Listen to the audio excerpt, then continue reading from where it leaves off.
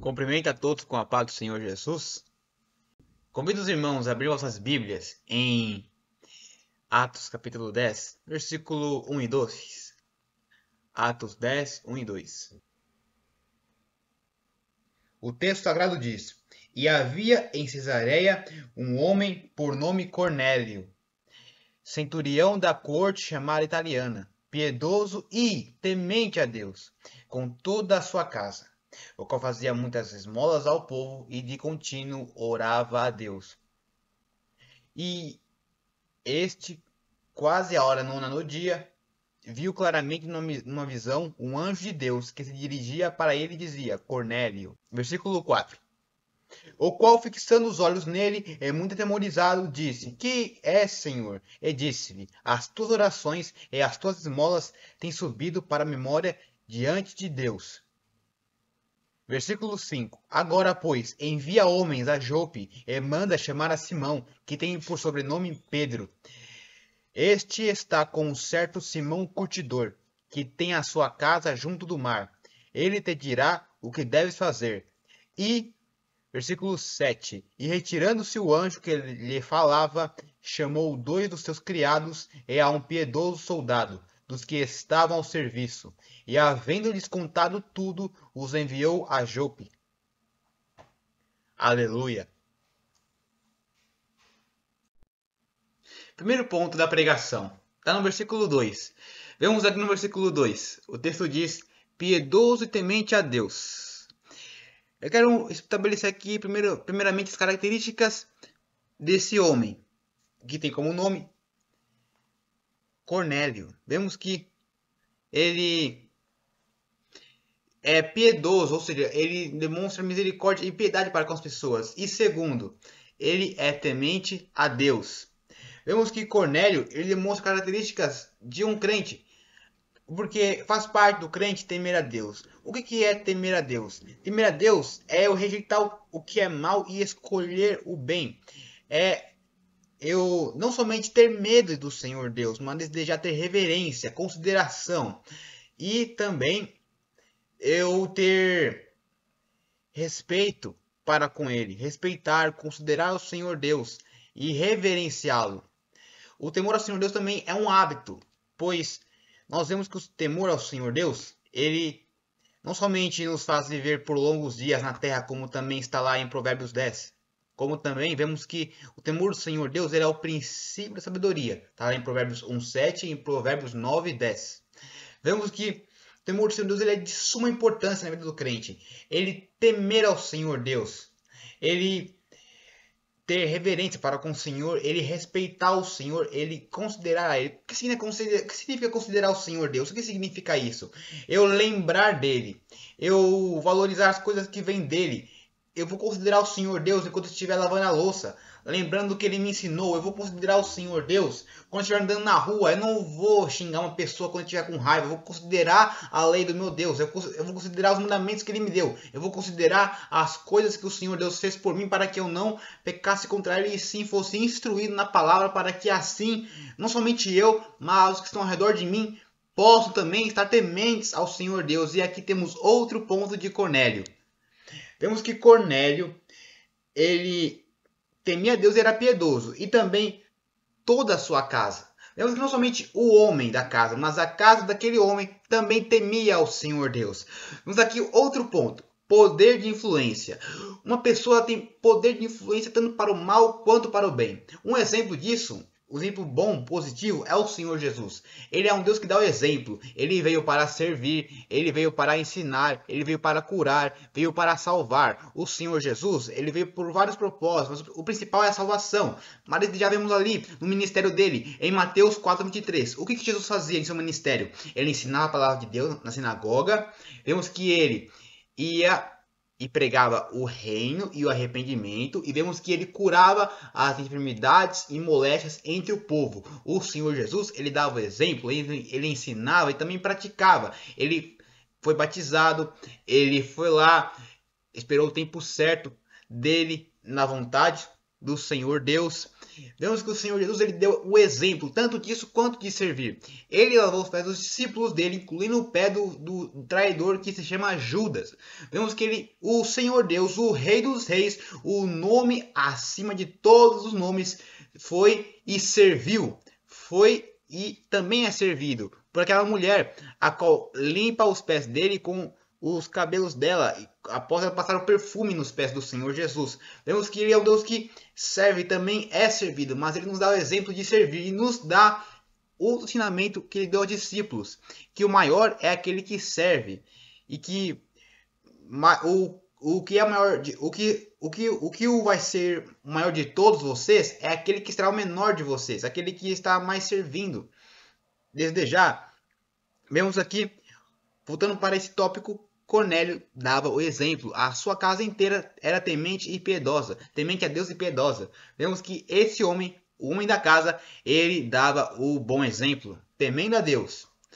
E, consequentemente, quando eu temo a Deus, eu também estou guardando os seus mandamentos. Quando eu temo a Deus, eu estou lembrando o que ele falou. Quando eu estou temendo a Deus, eu vou lembrar do que ele gosta e do que ele não gosta. Eu vou fazer o que ele gosta. Eu vou retirar o que ele não gosta e vou fazer o que ele gosta. Se eu temo a Deus, eu vou buscar agradar a Deus. Não somente obedecendo, mas honrando a Ele, porque eu amo o Senhor.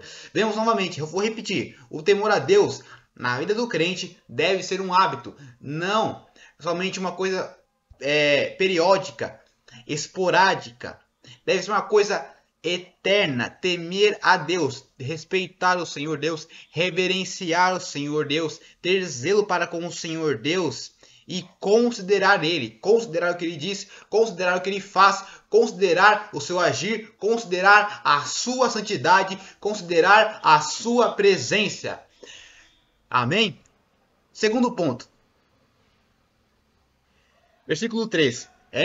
Este quase a nona hora do dia, viu claramente numa visão um anjo de Deus, que se dirigia para ele e dizia: Cornélio. O qual, fixando os olhos nele, e muito atemorizado, disse: Que é, Senhor? E disse-lhe: As tuas orações e as tuas esmolas têm subido para a memória diante de Deus. Vemos aqui em Atos 10:4 que as orações do crente, elas estão sendo subidas aonde? À memória de Deus. O ser humano, ele tem uma memória que é limitada à memória do ser humano. Mas a memória de Deus, ela é eterna, ela é perfeita. Ela não é igual ao computador que com muitos dados, e dependendo da sua categoria, fica travado. Não, a memória de Deus, ela é maravilhosa e vai além do entendimento humano. Está registrado a sua oração, está lá registrado que você orou, está registrado a sua intenção, está registrado até o teu pensamento. O Senhor Deus, ele se lembra, a memória dele não falha, está registrado lá na mão de Deus. Todas estas coisas, está na mão dele, todas as suas orações, os teus escritos, as suas cartinhas que você escreveu para Deus. Está tudo registrado lá no céu, está registrado lá para ele. Ele não se esqueceu. E mesmo que você tenha pensado que orou errado ou algo assim, o Senhor Deus, ele vai considerar, vai te corrigir, vai te ajudar a orar corretamente, pois o Espírito Santo é ele que nos dá a instrução para orar, é ele que nos guia nas orações, pois nós por nós mesmos não sabemos pedir da maneira correta, e nisso vem o Espírito Santo, que é o Consolador e que também é o nosso auxiliador, e nos auxilia, nos ajuda a ficar direcionados no caminho do Senhor Jesus, no caminho que leva ao Pai, que é o Senhor Jesus Cristo. Próximo ponto aqui. O próximo ponto, ele é muito interessante, mas antes quero estabelecer alguns pontos ainda sobre esse versículo 4. Vemos que as tuas orações e as tuas esmolas têm subido para a memória diante de mim, diante de Deus. Perdão. Vemos também que o Senhor Deus, ele se lembra da disposição do seu servo. Vemos que o Senhor Deus, ele elogia Jó, lá no livro de Jó. Quando Satanás ele se apresenta lá na presença de Deus, o Senhor Deus ele elogia Jó, fala que é um servo temente a Deus, que evita o mal, que rejeita o que é mal, etc. É um servo bem exemplar. O Senhor Deus ele gosta de Jó pelo que ele fazia, ele era obediente, ele gostava de fazer o que é certo. Vemos aqui que o Senhor Deus ele se lembra dos seus servos, da disposição que os seus servos têm. O Senhor Deus ele se lembra, não se esquece. É um Deus que se compadece, que lembra. É um Deus que não vai falar, putz, eu esqueci o que esse cara fez naquele dia, qual ele ficou o dia inteiro orando pela minha casa, ficou o dia inteiro orando por aqueles enfermos, eu vou me esquecer disso. Não, não é assim com o Senhor Deus. Eu disse há tempos atrás, a memória do Senhor Deus ela é eterna, ela é maravilhosa, ela é perfeita e não é como um computador que trava com muitos dados. A memória de Deus ela não trava com muitos dados, ela não é humana. A memória de Deus, ela vai além do entendimento humano. E nisso é maravilhoso.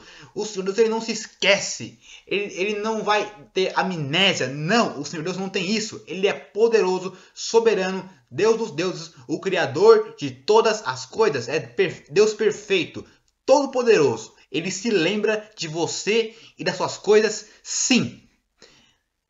Versículo 5. Agora, pois, envia homens a Jope e manda chamar a Simão, que tem por sobrenome Pedro. Agora, depois que teve a visão lá do anjo, lá que fala das memórias, lá que fala das suas esmolas e das suas orações que tem subido para a memória de Deus, vemos que Cornélio ele vai lá e chama Pedro, Simão Pedro, discípulo do Senhor Jesus. Maravilha, maravilha. Vamos embora.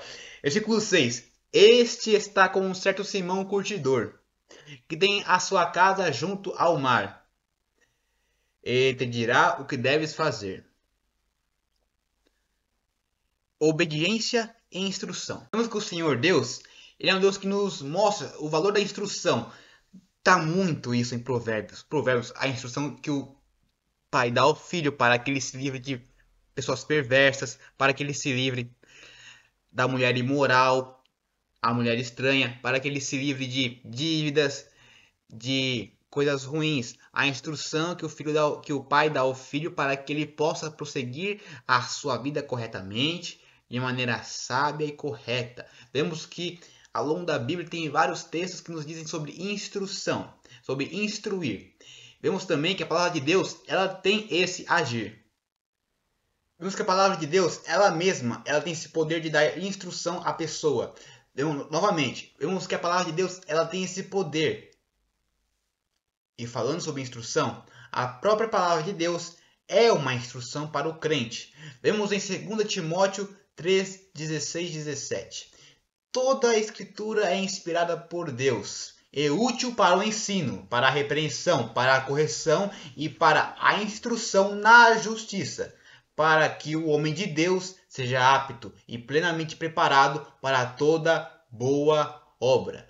Esse texto de 2 Timóteo, capítulo 3, versículo 16 ao 17, nos fala muito bem sobre o que a palavra de Deus também faz em nós. Ela nos instrui, nos corrige, ela nos inspira e ela nos prepara para toda boa obra. Ou seja, também não é somente uma palavra que nos edifica, que traz vida, mas também que nos prepara para toda boa obra.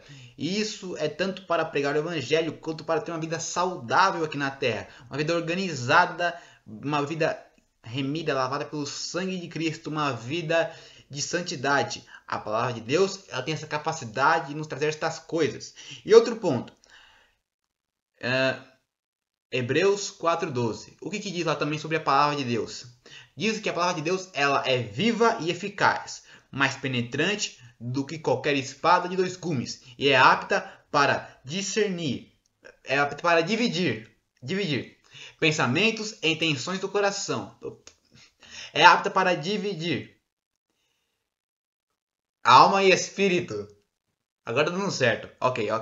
Alma e espírito, juntas e medulas, e é apta, agora vai, para discernir pensamentos e intenções do coração. Ou seja, Hebreus 4:12, o que diz? A palavra de Deus ela é viva, ou seja, não está morta. Ela está operante, está em atividade, ela está viva e eficaz. Ou seja, ela surte o efeito, ela traz efeito, ela é eficaz, tem eficácia. Segundo ponto, mais afiada que qualquer espada de dois gumes, ou seja, uma espada, uma arma mortal feita por seres humanos.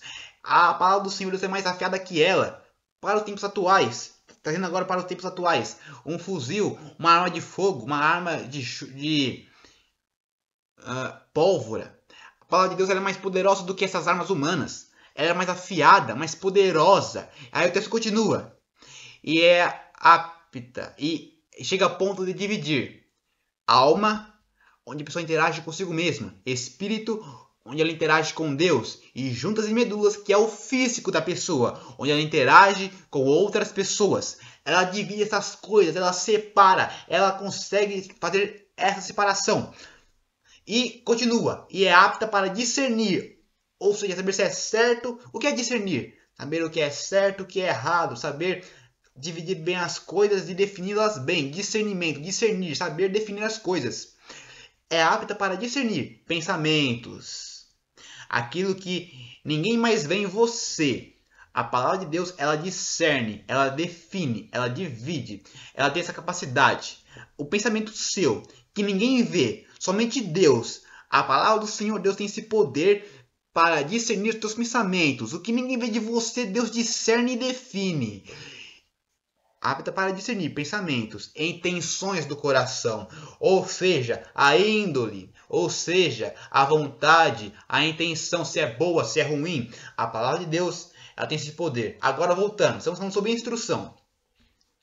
A instrução, vemos que a palavra de Deus em 2 Timóteo 3, 16 a 17, vemos o quê? Que nos dá inspiração, nos corrige, nos prepara para toda boa obra. E agora em Hebreus 4:12, vemos que a palavra de Deus, ela não está morta, ela está viva, ela é eficaz, ou seja, ela surte o efeito, ela traz efeito.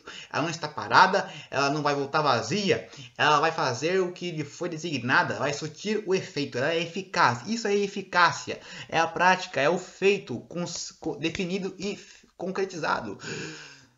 Vemos também que ela consegue atingir as 3 áreas do ser humano: o físico, o espiritual e também a alma, que são as emoções, os sentimentos, e também nós vemos que ela é algo muito oscilante.